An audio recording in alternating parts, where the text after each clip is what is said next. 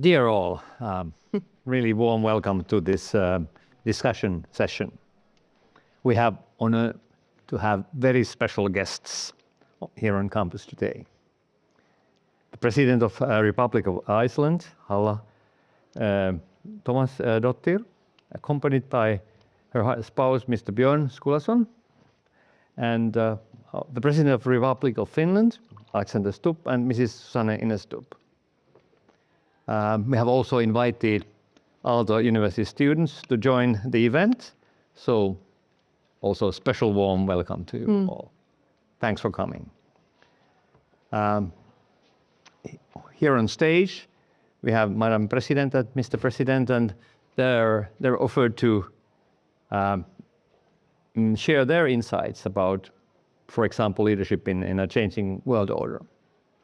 So I think that we can go in directly to questions. A big thanks for our students for preparing questions also in advance, but I think we can open the floor for questions immediately. So if you want to have the floor, please raise your hand and the mic will given to you. So here's the first question, please. Could you introduce yourself also? Yes. So, Madam President, Mr. President, nice to meet you.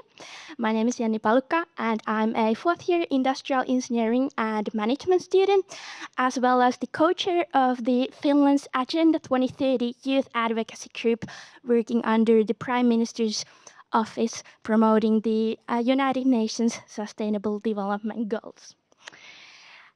We know that young people bring knowledge, ambition, and creativity that are all needed to tackle these global challenges we have. Yet, we are often missing from the important decision-making tables, both in the private sector as well as in the public sector. So, how can you, as leaders, ensure that we, the next generation of change makers, are not just subjects of the global politics, but active partners in leading the way towards more peaceful and sustainable world?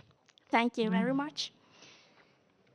What a beautiful question. Thank you. And hello, everyone. What an honor to be here today. I almost wanted to ask someone else to take over my role and join this school when I saw what incredible work you're doing.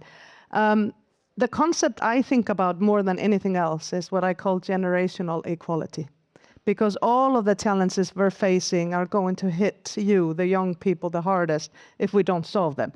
Now, thankfully, I believe in you, maybe more than my generation or generations before me. And as we just saw, you are bringing the solution. So it's simply not smart of us to exclude you from the dialogue and design and redesign of the many things that we need to rethink in society facing and a world facing so many challenges, from climate change to conflict to disinformation and confusion, honestly, and mental health. And I could go on for the rest of the day just talking about the challenges, so plenty of work to do. One thing I try to do very deliberately is to have almost equal representation when I convene conversations about important topic of people of younger generations and the wisdom of those older that we often also leave out of the conversation, and not just those of us who are in that middle age groups, so that we get more diverse perspectives. And I have learned that when young people get to have a seat at the table, they almost hold a golden key to the hearts of older people. So I have, for example, a concept I call daddy-daughter syndrome, and that's when young girls call on their CEO dads or heads of state and ask them to be more responsible, and their hearts open up and their hands start doing more of the good for the world when their daughters are in the room. I've seen it again and again. So I really try to do that deliberately. And maybe one other example from my prior role when I worked more with private sector leaders is we started to create some innovative ideas on how to influence the boardrooms. IKEA, for example, created the Board of the Future and brought in activist children from all over that started to train their executives and boardroom directors, but also the opposite, because the activist children needed to learn something about business and leadership. And so we've been running kind of different models in my prior role for how to have this intergenerational dialogue and code design. And I frankly think it's the only way forward in a world with low trust.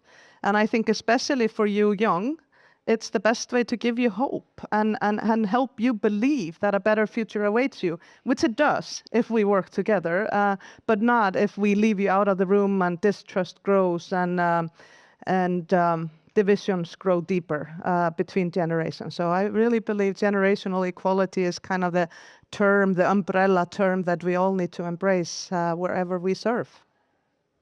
Thanks. Yeah, just to begin with, for the record, we didn't call each other this morning to have matching socks and ties and things like that. These things happen sometimes. Well, we were born in the same year. Exactly. So, you know. So That explains. I have basically two answers. The first one is that I believe quite strongly in reversed mentorship, because in the good old days, it always used to be the old and the wise in the village who basically ruled and gave his or her life wisdom to the youth. I think those roles have, through the development of technology, changed. I find myself learning a lot from my kids, from students, from all different ages. And I think that's a change in mentality and societal structure. And of course, then when you deal with issues which are more linked to the future of the planet and mankind, that becomes even more important. My second answer is, at the end of the day, and I think it was embedded in your question, it's all about agency. But I would kind of reverse the question and ask you, what is the way in which you can have impact on those who are in so-called decision-making positions? Because I think people who are in whatever you want to call it, positions of power, quite often they want to protect that. And then it depends on the type of a leader that is in question. Some are more open, like Halla or perhaps myself, to have new impulses and ideas. Some are less so. So when it comes to advocacy, which you mentioned that you're working on very closely, I think there are many different avenues which you build towards power or influence, and one of them is, fortunately, in democracy, political activism or running in elections. Others can be finding your own cause and working in the private sector linked to that. And I think at the end of the day, we all find sort of our role, which can change on the way. But I think it's more up to you than to the older guys. Thank you for a great question. Thank you. The next questions. I think there's one in the front and then two in the back there. So please. Yeah. So my question is particularly directed to Mr. President Stubb. My name is Doni. I am a third-year electrical engineering student from Kazakhstan and currently president at Aalto Entrepreneurship Society. So in comparison with, for example, US and Asia, Finnish welfare system gives our entrepreneurs a great opportunity to fail, take risks, and always come back stronger. And at the same time, as I'm representing international community as well, we can see a lot of great stories of how international people are restarting their lives, which sometimes even result in some unicorns or decacorn companies like ICEI, located in Aalto as well. So considering the unique geography of Finland, with its tough winters and nights, and our Tougher in Iceland. well, probably, yeah. And with our probably also applies to people from Iceland as well, our unique culture, which robust and sometimes anti-fragile culture during the ages of disorder. President Stubb, as for example, US does with branding as land of freedom, or Thailand does with land of smiles. do you see the opportunity of branding Finland as not only land of happiness, but land of comebacks? Sure, great. Thanks. First of all, Compliment. thanks for your question, and I hope that you stay in Finland for the rest of your life. I'm a big fan of Kazakhstan. I've visited your country many times, and I think we have some more visits in stock. And for those of you who haven't been to Astana, you should go, because there you also, to a certain extent, see what modern innovation today means in terms of architecture or otherwise. Let me take issue with a couple of points. The first one is the notion of failure and success. I still feel that in Finland we have a little bit of a problem, and the problem is that failure is not accepted or respected enough. For me, as a wannabe academic or a wannabe scientist, I fully understand that the path towards some kind of innovation or success always comes through trial and error, so by definition, failure. I felt, having lived in the US for 5 years, that it was more okay, for instance, in the entrepreneurial or business sector to fail. It was okay to have a few bankruptcies, because then you sort of showed that you were able to pick yourself up and do something new. I, for instance, felt that our bankruptcy laws in the olden days were way too strict, and they were promoting safe thinking rather than risk-taking. And at the end of the day, it's probably a balance. I think Iceland and Finland are very similar in terms of the setup. Obviously not geographic location as such, but we can talk about, you know, a geographic setup which is not conducive to phenomenal natural resources or easy conditions. And that has ingrained some kind of a mentality to what we do. I remember when I was foreign minister, we did a brand report, which was a little bit along the lines, you know, how should we coin Finland? We talked about Finnish handshake that you can trust, and we talked about biofood at the time, and we talked about clean water and all of these wonderful things. And I was trying to then say that, can't we just have a slogan like, you know, incredible India, or I don't know what Kazakhstan has as a slogan, but you know, these, yeah, you know, those kinds of heart of Eurasia kind of stuff. So for Finland, I thought the best one would have been Finland, even cooler than you think. but unfortunately, you know, I was thrown down. So when it comes to branding, just my final point, I think branding is something that has to happen naturally. And of course, it's really nice that we've had a good educational system. It's great that we're the happiest country in the world for 8 years running. But right now, I think the big focus should be, of course, on my part on security and foreign policy, that's fine. But the big focus would be to try to attract as much talent as possible to the country. Coming from the academic side, because I think there's going to be an intellectual leak happening in the US. So we need to get a lot of talent into the universities. And then finally, out of that grows something. Funny that you mentioned ICE-I, of course, an endeavor with a Polish and a Finnish entrepreneur who I visited in 2012 in the Aalto startup sauna, when they showed me this little metal box and said that, you know, we're going to make satellites. And I was going like, yeah, guys, good luck. So yeah, I mean, just keep at it, and out of risk comes usually success. Can I add a couple of thoughts? I just find it interesting. Not only were we both born in 1968, but we seem to have similarly had similar ideas. But first, I'd like to say that I think of Iceland's purpose as the land of solutions. Because in both of our cultures, you call it situ, I think. In Finland, we call it seiglu, or resilience. Both of our countries have had to be quite resilient. And I actually think that is maybe the most important skill for the world we're now facing.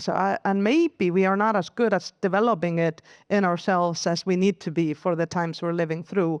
But the reason I was laughing when you said this, because I actually had a similar impulse as Alex, and I thought, we could brand Iceland as effectively crazy. Well, 2 years later, we came tumbling down our financial economy, and the rest is history. But maybe it would have been good to just be known as effectively crazy, because we were also crazy quick to get back on our feet. But together on this trip, we have somewhat merged our philosophies in this, I think. And now we're the fun and the cool country. So it's something is happening here with branding of this region. And if I was to pick a really serious banner, joking aside, I think the Nordics are known all over the world as the well-being countries, the well-being of people and planet, alongside the pursuit of the greatest GDP per capita and, profitable, innovative companies that come up with solutions to today's challenges, as you do here at this university, is something that we own already in the eyes of the outer world. I'm not sure we own it enough in our own minds and hearts, and we should really try to own that together, collectively across the Nordics, I believe. Starting with Finland and Iceland. On grit and perseverance and sisu, I think a really good book is actually by an American professor. I think her name was Angela Duckworth, and she's written a book called Grit. I warmly recommend it. I wrote a column about it once. So. Thank you. Let's take further questions. Down there, yes. Thank you, Madam President, Mr. President. My name is Kabir Bisessa. I'm a fifth-year student now, master's in software engineering. And like Donnie, I'm also an international student, originally come from the warm and sunny Caribbean island of Trinidad. As you might know, AI is a topic of much concern, discussion, and innovation. And Finland has been doing great things with the Ellis Institute, which also leads to try to encourage AI innovation. My question to you would be, as heads of state, as current leaders, how do you see AI serving as a tool for current and future leaders in this age of disorder? You want to start? Sure. We just spent the morning at Nokia talking about AI, among other things. And of course, when you start combining AI with robotization, with Internet of Things, or say with biotechnology, we quickly realize that it's changing the economy, the way in which we work, it's changing politics, the way in which we communicate, it's changing war, the way in which we conduct it, and actually it's changing science and the way in which we are as human beings. Sometimes in the world of technology, some people have a tendency to fight former wars. And what you have to try to do is to be ahead of the curve. And of course, right now, whether we brand this as the third or the fourth or the fifth industrial revolution, the significant characteristic of it is that it's much faster than anything that we have ever dealt with. And that means that you probably have to try to find a niche in the whole package. So with artificial intelligence, what does it need? Well, it needs connectivity or some kind of networks. On top of that, it needs data. On top of that, it then needs data centers. And on top of that, probably one of the big races, apart from microchips and the sort of hardware, is quantum and quantum computing. And within quantum computing, it's about companies that provide the hardware. One of them is quite close here, IQM, and another one, which is an enabler, does the cooling down of the system, is Bluefos. But at the same time, quantum will require software for it to be able to convert it into supercomputers. So, I don't have advice except for try to stay ahead of the curve and find some kind of a niche which right now might feel completely crazy. When it comes to leaders using it, I'm still at the ChatGPT level, right? So just for the hell of it, I tried when I was preparing my New Year's speech that, write a New Year's speech for President of Finland. And it was just utter crap. I was really, really bad. But then, for instance, it's really strange. I published a book a little while back, and I asked AI to summarize that book. Oh, that was really impressive. So at least for me, I'm still, because I'm an information manager. I'm in front of a screen or read papers, and then I sort of try to put numbers and letters into some kind of a cohesive package, and then I communicate them in one way or another. So my use of AI tools is on that level, but then fortunately I have rather vast teams who are able to crunch the data and use AI more. So the only thing I can do now is to try to understand what AI is all about. So I'm very much into AI literature. I read books about it and then try to stay a little bit ahead of the curve. But a good starting point is to understand, the more you understand about AI, the more you understand how little you actually know. Yeah, this was an excellent overview by President Stubb, and I might add that I would like to think about the AI revolution as something that we look at as being in service of humanity, but not humanity becoming its servants. I think it's a very important distinction there.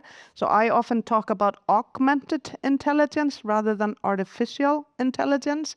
ChatGPT didn't even have my last name right, and when I tried using it, so but it's a tough one, so you can't blame them. You got my personal best wrong on marathons and things. I mean, horrible. Not good, not good. Yeah. But I think what I would suggest, again, in line with a former question and conversation we had, is that the Nordics try to be better than maybe the rest of the world in AI being in service of our well-being and not the opposite. And right now, I think there are significant long-term, we can solve climate change, we can cure cancer, we can do so much with this if we direct our resources in service of humanity. Yeah. But right now, the red flags are, it's taking down our democracies, it's ruining us of mental health, it's causing more distrust than trust in a world where our mother of all crisis is trust. So I would like us to be best at trusted use of augmented intelligence in service of humanity. Can I piggyback on that? Because I mean, Halla and I have been talking about this a lot, and we talked about this morning. You know, if we want to not brand ourselves, but trustworthy AI could be something that I think the Nordics could try to work on in one way or another, and I think we might find some good solutions from that, because we know that AI, of course, is based on algorithms and so on and so forth, and you skew those algorithms in certain directions. So I think trustworthy AI could really work. Could be very interesting and a worthy role for someone to have, because right now, as you pointed out beautifully at Nokia this morning, in the US, our data is owned by private sector. In China, run by the government, and here we're trying to say that we should own it and that we should be in charge. Right now, companies are profiting of something we give them for free, but they're robbing us on some very valuable things, including our sanity. And so if we could be an island of sanity when it comes to how we put at least guardrails and use AI for good and to build trust and not ruin those two things, I think we will have done some service to the world. Thank you. Time is running, so unfortunately this will be the last question. Back there. Yes. Such interesting questions from the students. Yes. Hi, Madam President, Mr. President. Thank you so much for visiting us, first of all, here. I'm Monica. I'm a fifth-year student in Information and Service Management here in Aalto. On the side, I'm also leading one of the initiatives called DASH, born here too, but I'm from Poland.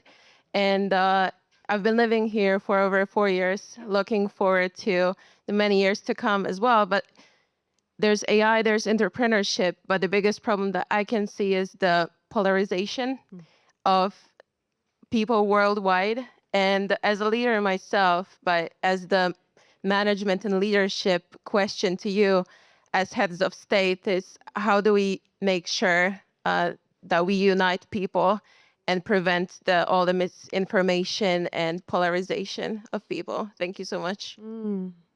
Well, you're picking a topic that's very much top of mind for me. And by the way, Polish is the largest immigrant population in Iceland, and it seems like we share deep values with Poland as well as with Finland.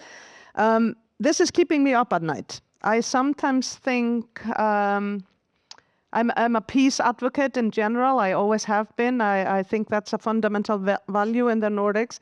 But the peace within that we have lost is maybe what worries me more than any of the other crises that we're facing. So I sometimes say the way out is in, and I'm an advocate for us really rethinking the education system to give young people from a younger age much better tools at managing their inner world, if you will. I hope it's not too spiritual in a technical university to talk about this, but I actually think we're sort of losing our mind. And so the way this plays out now, we hear something, we don't know if it's true or a lie, and we don't wait until our fingers start puking something out. You do it like this, my generation like this, you know, something nasty in response. It's like we become this reactionary being instead of reflective, philosophical being that I believe we were created to be. And with all of the challenges we're facing, I know the solutions to them exist. I just saw many of them. I see them everywhere I go. I've seen them for a long time. I know the money exists to invest in them because we're all raising our budgets to buy more weapons and spend more money on not trusting each other. I think human science is actually where we are failing right now. I'll be very honest about it. And it is our inability to listen to each other, to learn from each other, to survive times where so much bad news seems to be coming at us. In my role, I have discovered that the world is a fantastic place, full of people with solutions, kind hearts, doing amazing things. But my algorithm is not a very good place to exist. And that's where most of us exist these days. So I think we need to do something. And one of my friends is a geopolitical risk analyst. And he says the biggest opportunity for the Nordic countries is to create a social media that actually works in service of humanity and to ensure that AI doesn't rob us of what is left of our humanity. So if it's not a spiritual revolution we at least need those tools and applications in service of a dialogue and co-design and co-creation of a world that works for all of us. And I don't think there's any bigger enemy right now than the divisions within societies and between parts of the world. That's the mother of all crises now, that we don't trust each other, what we hear, the institutions that are there to help us. And that's a self-fulfilling prophecy if we let that live.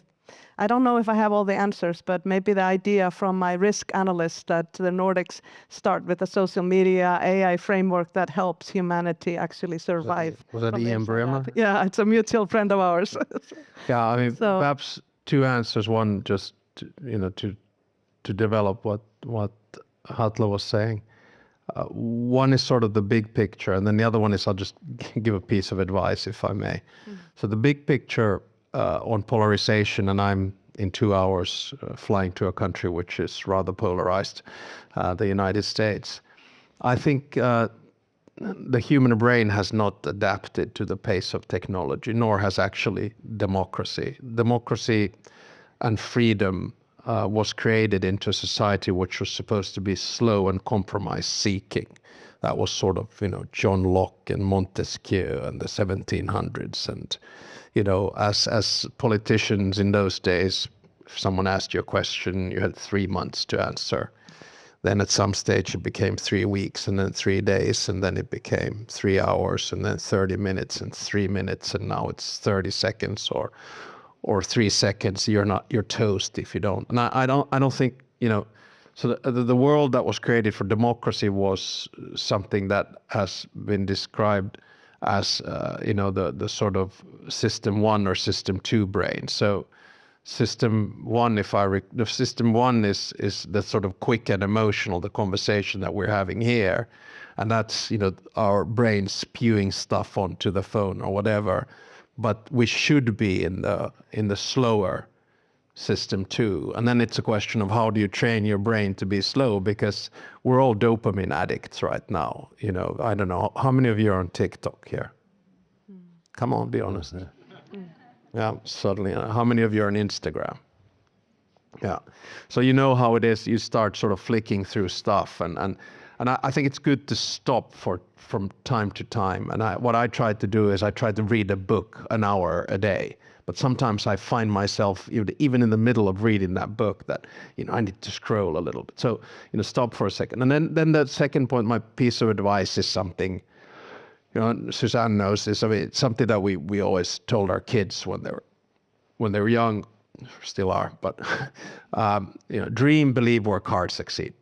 So my only advice is that with these 4 things, always dream big. I mean, we're talking to our friend from Kazakhstan about, have that vision of what you want to do. If you're an entrepreneur, if you're a designer, whatever you decide to do, engineer, dream big. There's nothing wrong with that. And allow yourself to fail, right? Believe is the second thing. If you don't believe in yourself, no one else will, right? So, there are going to be moments in life when you're just going to hit your head in the wall and say, this is not working. I don't believe in myself. Pick yourself up in those moments, rely on friends, talk it through. Then work hard. I think it's self-evident. You wouldn't be in this university if you didn't work hard. I mean, it's not a place where you get in just sort of haphazard. You know what it means. You really need to put in the hours, be smart about it. But then comes the most important part, and especially for your generation, and that is succeed. And you have to be very careful because, if you live in this world of algorithms and others, success is somehow defined by societal status or title. We are presidents of the Republic. Great. Or it's defined by material wealth. But I don't think that is what counts in life. I think success is at the end of the day about meaning. And then you have to decide where you get meaning. And usually meaning doesn't come from a screen. Meaning comes from human and social interaction where you actually end up helping someone else. And then you find your right pathway. So always in difficult situations, stop and look at the big picture and think, am I now in a stage in life in which I have meaning? Right now for you, it is about finishing your studies, perhaps doing something, and then you end up doing something that's meaningful. I think that's the sort of flow of life that will keep your head above water. Thank you so much. Thanks. Such Thank you. good Yeah, advice. yeah, Can I yeah. add a very short couple Yes. of notes to that? Such good advice from President Stubb. You are lucky to live in a country with a forward-thinking leader like him, and I really appreciate it. I just want to give 2 notes that I think were important to me when I was your age, which feels like yesterday, but time flies. It was. It was, exactly. Thank you for framing it like that. The first one is believe in yourself can be difficult when we are younger and maybe even more difficult when we are women. And I just want to say that I lived with imposter thoughts my entire career. And I just want to name it because I don't think enough people name it. Meaning I never really thought I could be president or any of the things I did for that matter. So I always had these self-doubts and script in my head that I wasn't good enough or that I couldn't have the right answer. And I don't think that's been bad because it's kept me humble and grounded. I've always wanted to try to surround myself with people who are smarter and better than me. Something I know you talk a lot about, Alex, doing is sort of having that humility, because if the hubris syndrome, which is when people suffer from overconfidence and think they know it all, if the entire world was run by people like that, and parts of the world are run by people like that today, we would definitely be in a better place than we're in, because certainly they don't seem to have solutions that are working out very well for us. So I would just say embrace your imposter thinking as a friend and not an enemy. And use your heart, sort of your courage and what really matters to you to work through those, I think, human limits that we all have, scripts that are often in our brains, and particularly if you look different, think different, or are young or something like that. So I want to say that. I think it's an important message to young people. I wish someone had said it to me when I was younger. Me too. I think the second thought I just want to say, create your own definition of success, exactly what you're talking about with meaning. There is so much pressure on people now because of this alternate life that most people present through these lenses on our lives that are just not true and not real, but they still make us feel inadequate and not enough and feel like we should be doing that or there or be this way or that way. And I really think this is robbing us of happiness, and we're here in the happiness country, and Iceland tries to be a contender too. Create your own definition of success, and to me that is living a life of meaning and in line with your very own values.